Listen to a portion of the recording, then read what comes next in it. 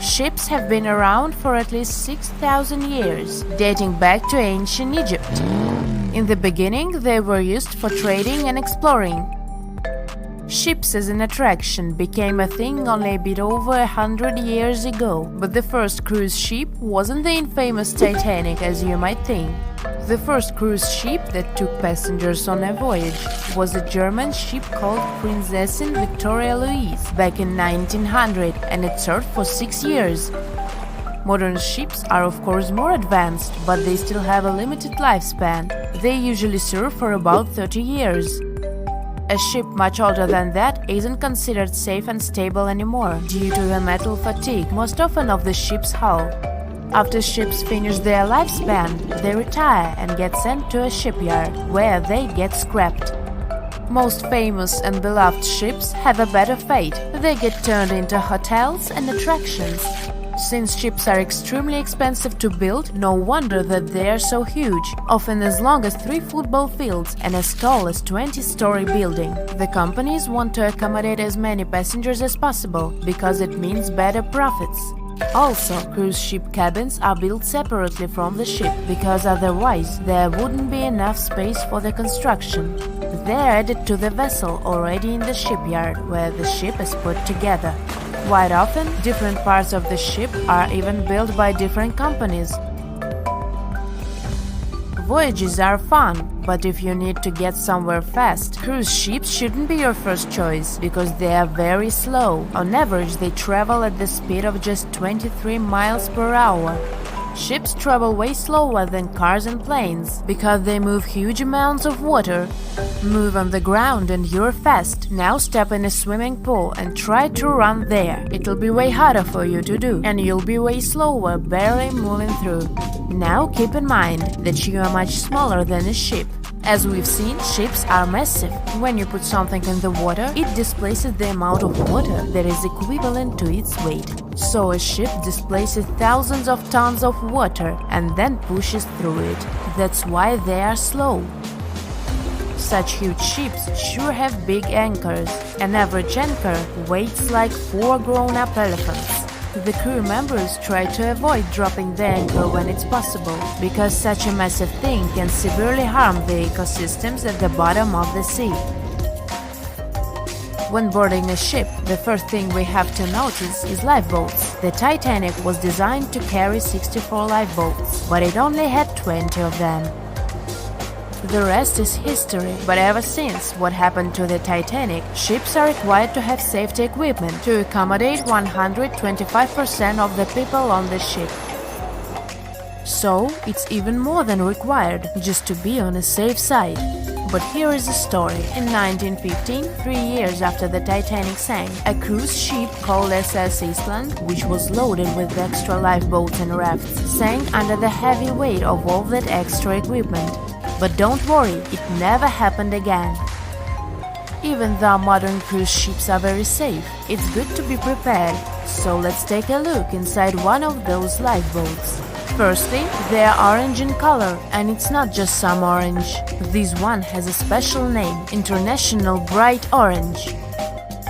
Of course, there is a good reason to use it, better visibility. If we take a look at the color wheel, orange is the exact opposite of blue, meaning that it's most contrasting to it. So, in between the sea and the sky, which usually appear blue, an orange boat will be the most visible. Life jackets and life preservers are orange for the same reason, as you might have guessed. But International Bright Orange only became a requirement in 1962. Before that, the life jackets were mostly white. For example, look at those life jackets. These are the ones that were used by the passengers on the Titanic. But white isn't a good choice at all. It's particularly hard to spot a white life jacket and a white lifeboat on a white-capped sea. All the equipment inside the lifeboats must meet international requirements and must be kept in good condition. So, the crew members are required to do maintenance every 3 months to avoid any rupture and damage of the lifeboats and everything in them. Firstly, there is a fresh water and food ration, for obvious reasons. Then there is a portable compass, which helps determine the direction in which to steer it.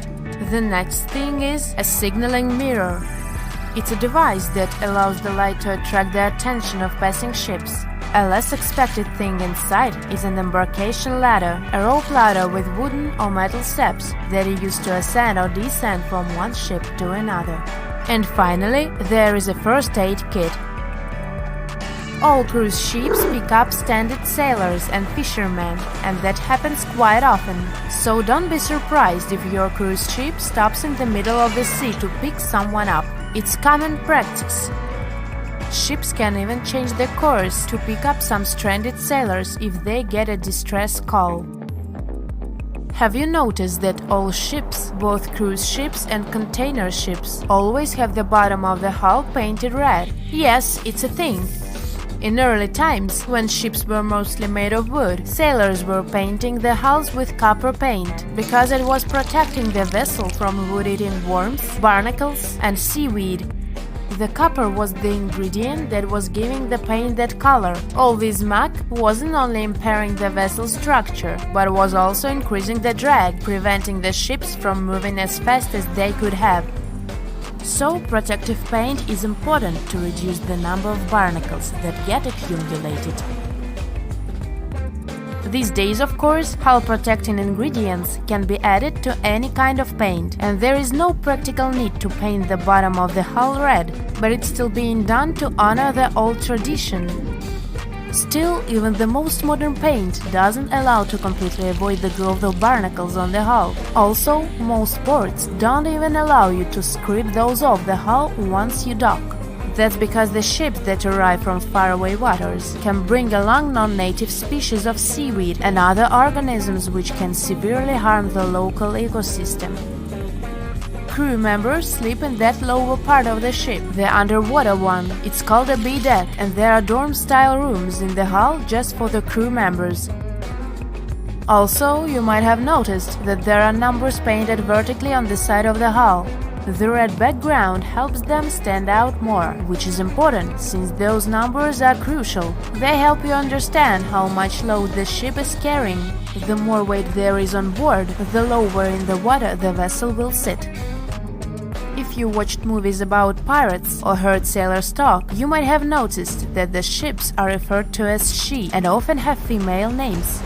It is an old tradition to consider a ship as a female figure, most often a mother or a female deity that is guiding and protecting the crew. It is also believed that the name of the ship brings good luck to the ship, as well as to the crew and the passengers.